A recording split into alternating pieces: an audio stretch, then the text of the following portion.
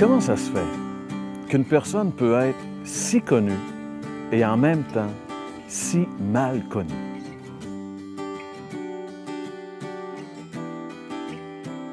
Jésus, qu'est-ce qui me vient en tête, c'est argent. Argent, in God we trust, c'est tout.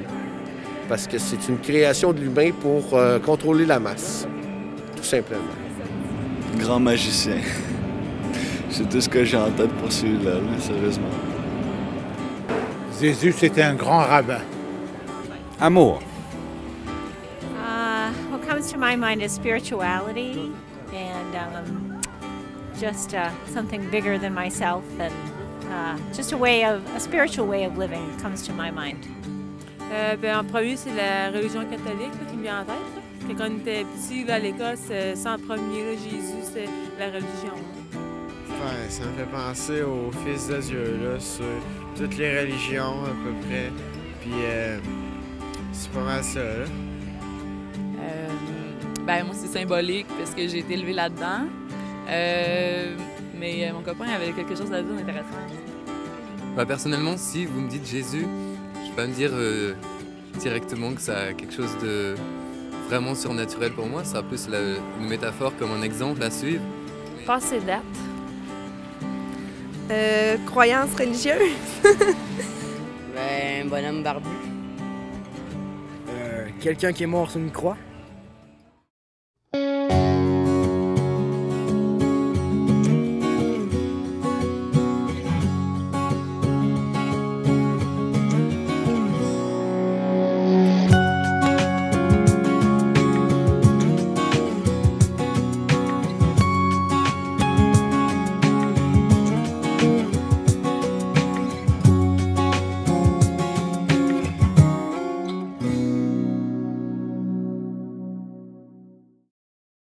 François, qu'on y croit ou qu'on n'y croit pas, Jésus est quand même un personnage dont on ne peut pas faire abstraction. Regarde bien, l'année passée, à la même époque, le réalisateur James Cameron, qui avait réalisé le Titanic, le film qui a rapporté le plus au box-office finalement dans l'histoire du cinéma, bien lui a fait un documentaire et le sujet principal, c'était, encore une fois, Jésus. Et là, bien sûr, il supposait qu'on avait trouvé sa tombe avec sa femme et son fils Judas. Mais tu sais, je veux dire, c'est quand même encore Jésus qui était le personnage important. Et l'année d'avant, il y avait eu encore le fameux Code Da Vinci, là, qui avait aussi fait la manchette. Et encore là, c'était Jésus. On s'en sort pas. C'est ça. Il revient comme... Il émerge toujours. On essaie... Moi, je suis convaincu que dans le fond, chacun, les êtres humains, on a toujours essayé de se débarrasser de Dieu. Moi, j'ai toujours été étonné, par exemple, de penser qu'il y a eu des gens qui ont consacré leur vie à prêcher l'athéisme. Tu sais, quand tu dis que tu te bats contre en voulant prouver que Dieu n'existe pas, bien, moi, j'ai comme l'impression qu'ils ont du temps à perdre. S'il n'existe pas. S'il n'existe pas, passe à autre chose, puis fais ta vie. Mais c'est comme s'il y avait une lutte intérieure chez l'être humain pour justement se débarrasser de Dieu. Parce que si vraiment on réussissait à évacuer Dieu, littéralement, complètement, bien là, enfin, on aurait comme une conscience libre. Et puis, avec Jésus, c'est la même chose. C'est si on est capable de faire sauter la base des évangiles, ces choses que... Bon, par exemple, la résurrection de Jésus, là, j'ai entendu plein de gens à la télévision, à la radio, dans les journaux, ils parlaient de ça, puis ils disaient, c'est le fondement même du christianisme qui est ébranlé ou qui serait ébranlé si on réussissait à prouver ça. Donc, encore le même scénario, on essaie d'évacuer... Si, mettons, on prouvait par exemple, aujourd'hui que, regarde, c'est vrai, on a le corps de Jésus, c'est fini. Mais pour de vrai, je dis, c'est vrai que ce serait grave, mais c'est un vieux mensonge. Mais en même temps, là on parle d'un film, mais en même temps, je veux dire, il faut quand même réaliser, comme on l'a vu dans le Vox Pop, que même ce personnage-là suscite énormément de contradictions. Les gens ont tous plus ou moins une idée de qui il est, mais jamais, à peu près jamais la même personne a la même vision de qui est Jésus. Il n'y a pas un personnage dans l'histoire qui est aussi contradictoire que la personne de Jésus. Et nous, justement, ce qu'on aimerait faire à l'émission, c'est pour ça qu'on a appelé le thème de l'émission « Un inconnu nommé Jésus », on aimerait essayer ensemble de se rapprocher le plus possible de ce qu'il est vraiment. C'est pourquoi on vous invite à nous suivre au cours de cette émission. Salut. Je m'appelle Dominique, puis une chose que j'aime faire, c'est connecter avec les gens. C'est pour ça qu'on est dans un café. café, c'est pas juste super bon, c'est quelque chose qui est synonyme de rapprochement. Puis dans le fond, ce que j'aime voir, c'est les gens qui se connectent ensemble. J'aime ça voir aussi les gens se connecter avec Dieu. Parce que, dans le fond, moi, j'aime ça me questionner. J'aime ça comprendre, explorer la vie. Puis, ce qui me tient le plus à cœur, c'est de voir les gens découvrir Dieu. Parce que moi, c'est une découverte qui a fait une immense différence dans ma vie. Puis je pense que ça peut faire une belle différence dans la vie de tous ceux qui veulent le découvrir, dans le fond. La différence que ça fait, c'est que ça nous décentre, ou plutôt ça nous recentre. Découvrir Dieu, c'est comme un tune-up du cœur. Suivre Jésus, c'est comme une aventure qui n'a pas de fin. La spiritualité aujourd'hui nous parle souvent de quelque chose centré sur soi, de te redécouvrir, de te recentrer sur toi. Puis il me semble que c'est comme déprimant à longue. C'est comme... je ne suis pas super vieux, mais je sais que ma vie, à moi, est limitée. Puis j'ai soif de faire partie de quelque chose de plus grand que juste moi.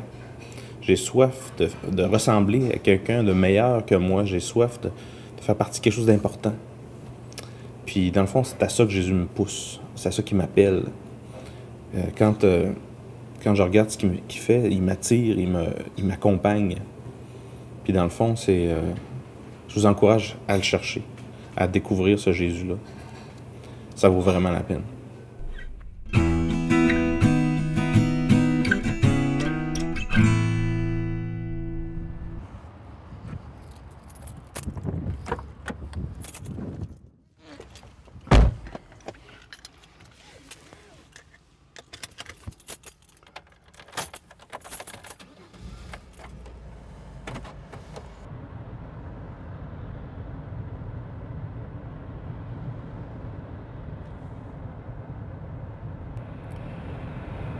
Je suis allé voir le film La vie en rose il y a quelques mois.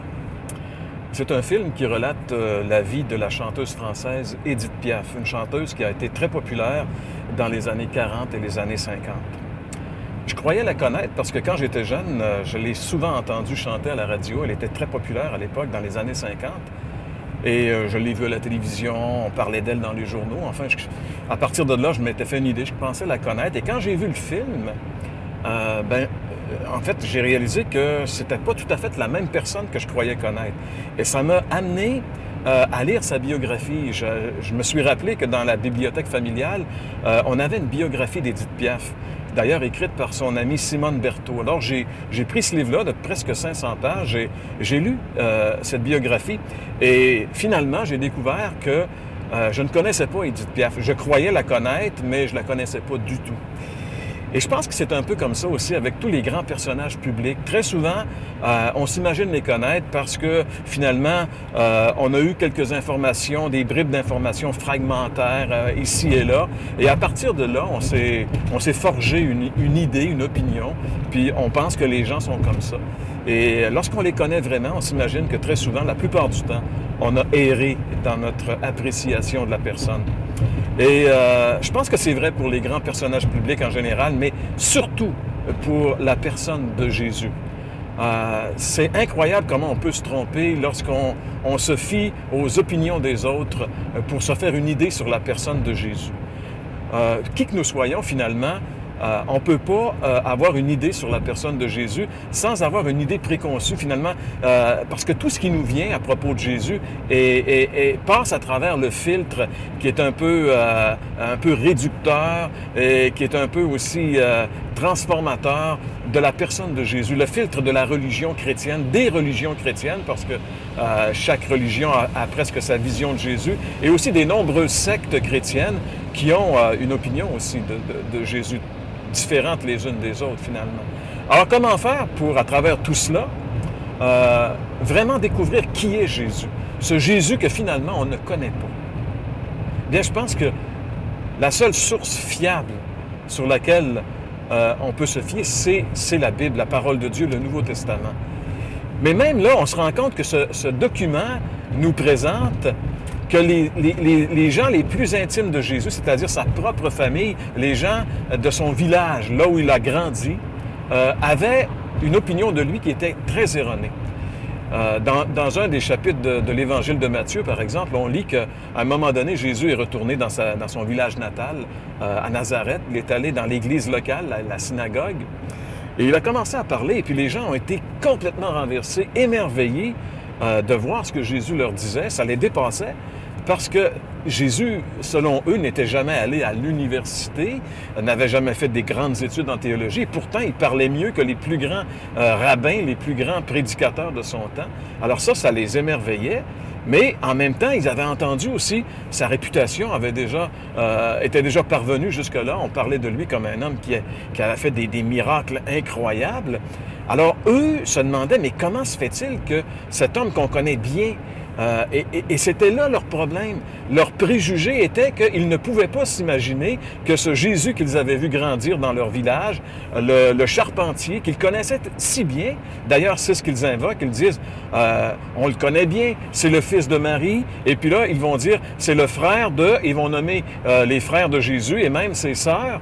Alors comme ils connaissaient toute sa famille, ils s'imaginaient que Jésus ne pouvait pas être autre que ce charpentier de Nazareth, il ne pouvait pas être le Messie. C'était pour eux tout à fait impossible.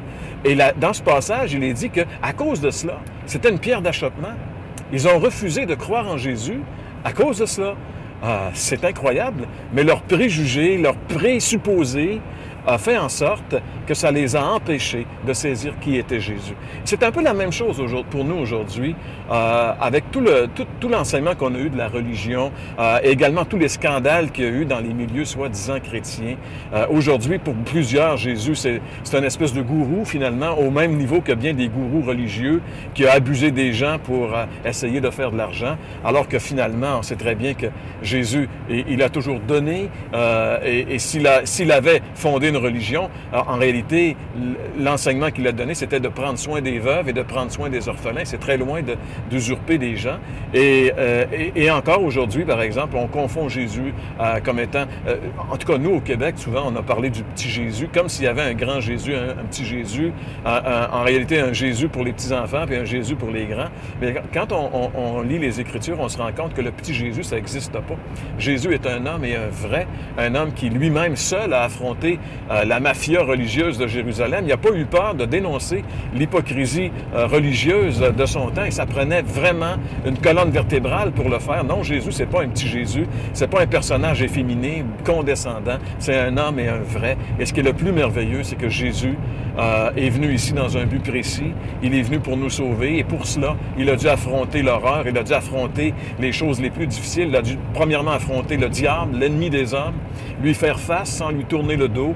Il a dû affronter la croix, les horreurs de la croix, les douleurs terribles. Il n'a pas tourné le dos à la croix.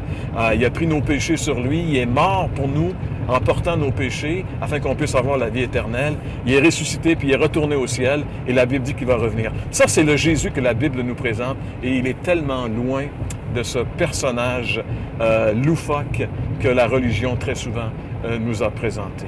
Alors, on espère que dans cette émission, vous allez vraiment saisir ce Jésus que malheureusement nous ne connaissons pas, ce Jésus qui demeure pour la majorité d'entre nous un inconnu. Cet inconnu nommé Jésus, eh bien, on voudrait bien au cours de cette série que vous puissiez arriver à vraiment ouvrir les yeux sur lui et à le connaître. C'est le défi qu'on se lance dans cette série de l'heure de la bonne nouvelle cette année.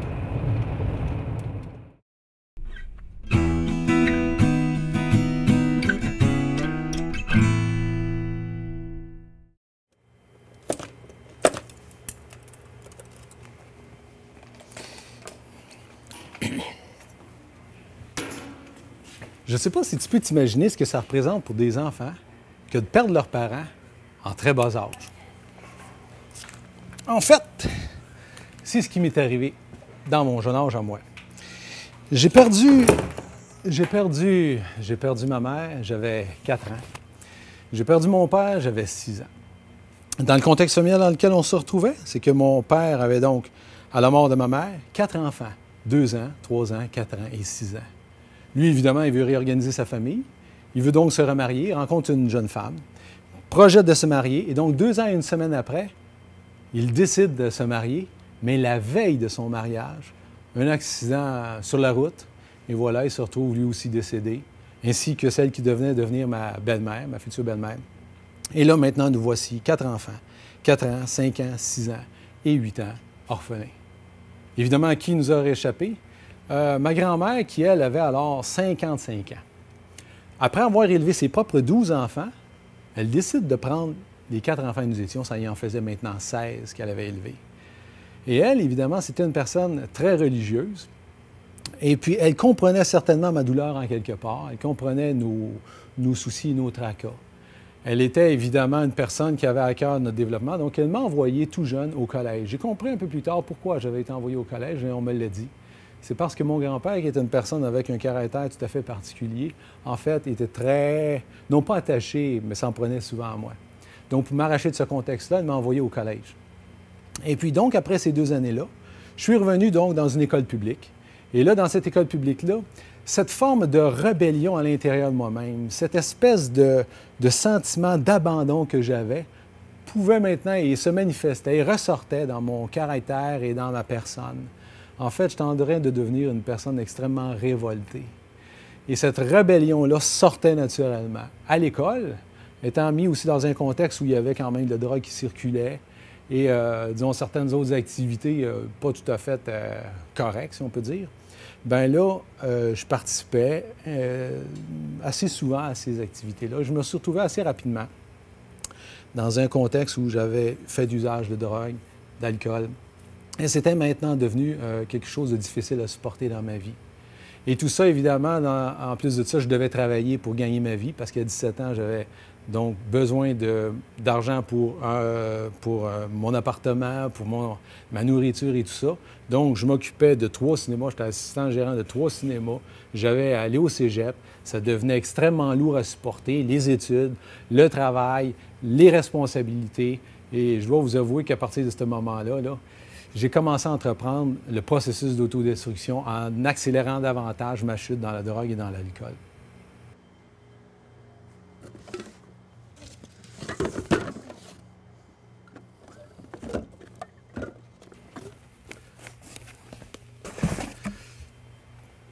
Ce qui s'est passé par la suite, c'est que je suivais des cours de photographie et puis mon professeur puis moi, on avait dans les chambres noires les grandes discussions théologiques.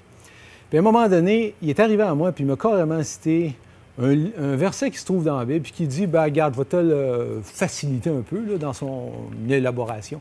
Ça disait un peu comme ça. Jeune homme, là, fais tout ce que tu veux dans ta vie, mais sache qu'un jour, tu vas être appelé en jugement pour ça. Et je dois te dire que ça m'a donné vraiment là, la crainte de l'Éternel. J'avais peur de Dieu. Je me disais, voyons donc, c'est effrayant ce que j'entends là. Mais ça venait de la Bible. Puis je me disais, la Bible, c'est la parole de Dieu, ça dit toujours vrai. Et donc, je me suis mis à regarder ma propre vie, puis je me suis aperçu que, regarde, tout le mal que je faisais, là, avec... je passais pour un bon petit gars, bien juste, bien correct, bien fin. Mais en dedans de moi-même, je savais bien trop que j'étais carrément pourri, là. Et puis que j'en faisais bien plus d'erreurs puis de péchés que le monde pouvait s'imaginer que je faisais. Fait que sur mon lit, un soir, je me rappelle, là, je broyais comme l'expression dit, comme une madeleine. Et puis, j'ai crié à Dieu, puis j'ai dit, regarde, Dieu, là, ça va mal dans ma vie, c'est tout à l'envers, là, fais quelque chose. Je t'abandonne ma vie, je ne peux plus rien faire avec, là, c'est rien qu'une catastrophe. Et c'est là que Dieu a vu la sincérité de mon cœur puis qu'il a commencé à intervenir dans ma vie, mais d'une manière bien miraculeuse. En fait, il m'a carrément envoyé travailler avec le seul gars dans la compagnie où j'étais qui connaissait la Bible. Puis lui, il s'est mis à me parler de la Bible puis me montrer des versets dedans. Et à un certain moment donné, à l'âge de 22 ans, pour être très précis, là, sur un câble, en quelque part entre 2 poteaux à Knowlton, en fait, la communication entre Dieu et moi s'était rétablie. Elle était brisée par mes péchés, puis mon mal que je pouvais faire. Mais Dieu m'avait montré dans sa parole, que ce qu'il avait fait au travers de la croix de Jésus-Christ, c'était qu'il avait pardonné. Il m'avait pardonné, il avait payé pour mes fautes, pour mes péchés. Et j'ai cru ce message-là presque instantanément. J'ai trouvé ça tellement miraculeux, glorieux, extraordinaire, de voir qu'en quelque part, là, Dieu, ce qu'il avait fait, là, c'est qu'il avait sacrifié son Fils pour me prendre avec lui, pour me rendre acceptable à ses yeux. J'ai trouvé ça extraordinaire, puis j'avais jamais entendu parler de la Bible comme ça. Le message était devenu tellement clair que j'ai vraiment, à ce moment-là, livré ma vie à Dieu. Je lui ai donné, j'ai dit, fais ce que tu veux avec, je veux te suivre, je veux en fait, marcher avec toi. Puis je savais que Dieu, là, c'est pas un Dieu vengeur à gauche et à droite comme on peut se l'imaginer. Au contraire, c'est un Père qui est aimant, qui pardonne. Fait qu'aujourd'hui, je sais, pour avoir marché avec lui quand même depuis l'âge de 22 ans, je sais très bien que c'est un Dieu qui est bon, qui veut notre bien et qui, tout au long de ma vie, là, il est en train d'aplanir le chemin là, pour que je marche au travers celui-là, ce chemin-là, qu'il a préparé d'avance. Et puis, tout ce qui va m'arriver va toujours contribuer à sa gloire. Mais il n'y a rien, mais il n'y a absolument rien qui est plus rassurant de savoir aujourd'hui que si je meurs, mon cas il est réglé avec Dieu. J'ai la paix avec lui. Les affaires sont réglées entre lui et moi. Et j'apprends à marcher dans sa présence. J'apprends à marcher avec lui. Puis le Dieu que je connais, là, c'est un Dieu qui grouille, c'est un Dieu d'activité. La vie n'est pas plate, pantoute avec Dieu. Au contraire, très active. Oh, les gens peuvent penser n'importe quoi, mais c'est pas grave. S'ils savaient seulement quelle est la joie qu'on peut sentir dans le parcours avec Dieu, bien, honnêtement, là, je leur souhaite d'avoir et de connaître autant de joie que j'en connais maintenant.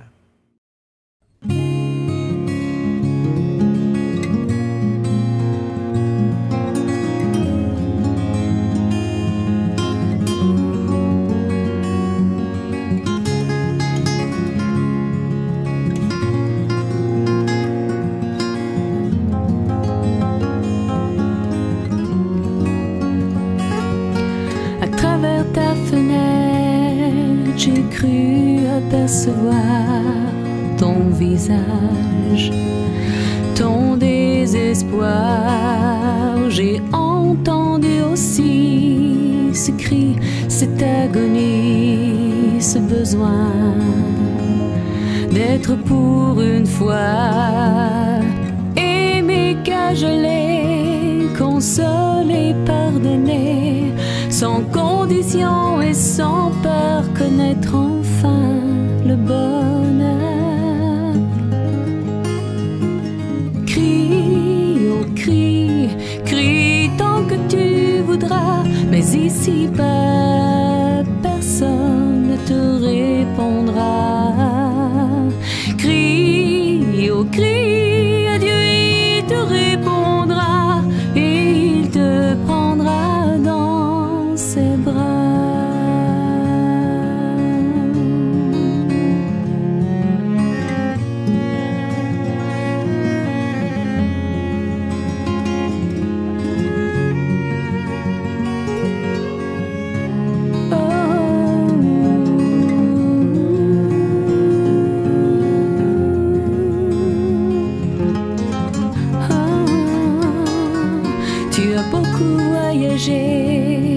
Parcouru des chemins sans issue, sans direction.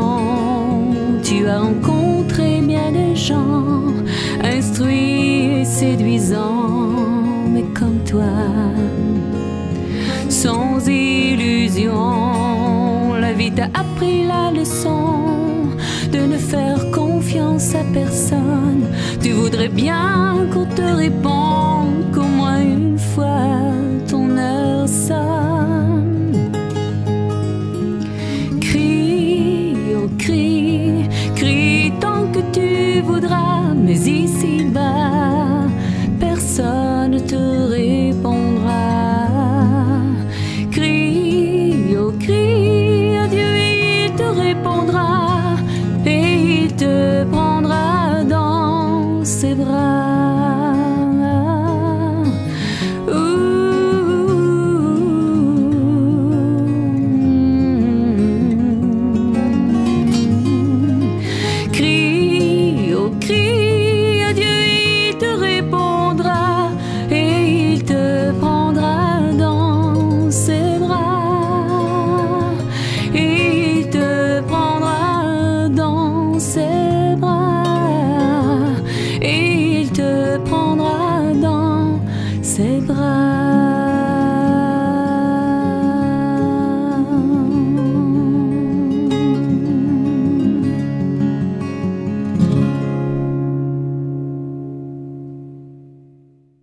L'heure de la bonne nouvelle vous invite à participer à l'un des nombreux déjeuners de l'espoir. Ces déjeuners ont lieu dans plusieurs restaurants réputés de la province et vous sont offerts gratuitement. Pour connaître les détails concernant l'endroit, la date et l'heure pour votre région, composez le numéro sans frais 1-866-509-1319. Vous pouvez également consulter le site web www.déjeuner.org. Vous voulez approfondir votre réflexion suite à cette émission? L'heure de la bonne nouvelle vous offre gratuitement un exemplaire du Nouveau Testament ainsi que le recueil de méditation quotidienne Bonne Semence. Pour recevoir le tout, écrivez-nous et faites-nous part de vos commentaires à l'adresse suivante: L'heure de la bonne nouvelle, Casse postale 2, Saint-Jean-Chrysostome, Québec, G6Z2L4. Vous pouvez également nous rejoindre par courriel hbn@abacom.com. Jean-Pierre, ou comme nous, là, comme Québécois? Parce que là, il y a plein de gens qui disent toutes sortes de choses, mais nous, comme Québécois, d'après toi, on se situe où en relation avec notre opinion avec Jésus? Si on se fait au Vox Pop, je peux dire que on se situe où? On se situe dans la multitude, parce que je pense que le Vox Pop était très révélateur dans ce sens que et ce qui m'a étonné quand même dans le Vox Pop, c'est que la réponse des jeunes, les plus jeunes qui étaient interviewés, semblait être, à mon sens, à moi, plus proche de la réalité que bien d'autres personnes, par exemple. Et j'ai peut-être le sens de rechercher, parce que Jésus, quand même, c'est quand même un personnage authentique, hein? Et je pense que les jeunes recherchent beaucoup plus aujourd'hui l'authenticité chez une personne. Et on ne peut pas, je pense, aborder honnêtement notre recherche de Jésus sans en arriver tôt ou tard à découvrir un personnage vraiment authentique. Et ce qu'on a fait à travers le siècle, moi, ce que je pense, c'est qu'on a toujours essayé de tromper les gens. Et derrière cela, on peut savoir aussi qu'est-ce qu'il y a. Il y a quelqu'un qui est intéressé à ce que les gens ne savent pas qui est vraiment Jésus, parce qu'en réalité, connaître Jésus, c'est ce qui va déterminer et notre vie ici-bas et notre vie pour l'éternité. Donc, on vous dirait, la chose la plus importante qui existe pour l'être humain, c'est de découvrir qui est Jésus. Alors, nous, les Québécois, on a été pendant des années un peu dans un étau où on n'avait pas le loisir de pouvoir émettre une opinion contraire à celle qui était l'opinion du parti, la ligne de parti, comme on peut dire, la ligne de la religion. Mais à un moment donné, on a fait éclater ça. Puis là, aujourd'hui, on est dans cette multitude. Mais là, on a jeté l'eau du bain puis le bébé avec, parce qu'on a tout balancé par-dessus bord. Et puis maintenant, moi, ça m'énerve un peu de penser que le relativisme est monnaie courante par rapport à notre opinion sur Jésus. Mais à un moment donné, il y a des réalités on ne peut pas s'en sortir. Dans le sens que si, je ne sais pas moi, le mur est vert, bien, il est vert, le mur, tu sais. Puis il peut y avoir 50 opinions de différentes couleurs qui sont proposées. Mais pour de vrai, à un moment donné, là, tout le monde ne peut pas avoir raison sur la couleur du mur. Et tout ce qui est dit à propos de Jésus, bien, je veux dire, ça se peut pas qu'il soit à la fois, par exemple, qui a été marié puis qui n'a pas été marié, qu'il soit mort, qu'il ne soit pas ressuscité, puis qu'il soit aussi ressuscité. Tu sais, je veux dire, notre opinion, en quelque part, ça ne change pas la vérité. Tu sais. On devrait plutôt faire l'exercice d'aller voir c'est quoi la réalité. Absolument. Et moi, je suis convaincu, François, et je suis convaincu également pour tous les gens qui nous écoutent, que si on fait une démarche sincère, comme moi-même je l'ai fait à un moment donné dans ma vie, pour connaître Jésus, on va arriver à le connaître vraiment. Mais ça dépend, bien sûr, si on est vraiment intéressé puis si on veut vraiment le connaître.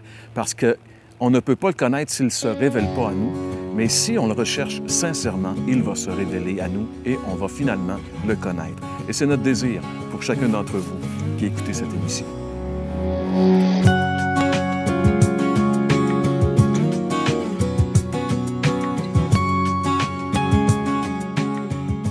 Maintenant disponible, la série complète vous est offerte dans un coffret DVD pour seulement 15 $. Pour commander, écrivez-nous. Si Jésus est toujours pour vous un inconnu, l'heure de la bonne nouvelle vous offre gratuitement un instrument qui vous permettra de vraiment connaître ce Jésus qui est pour vous une énigme. En effet, aux 500 premières personnes à en faire la demande, l'heure de la bonne nouvelle offre gratuitement une copie du film Jésus sur DVD.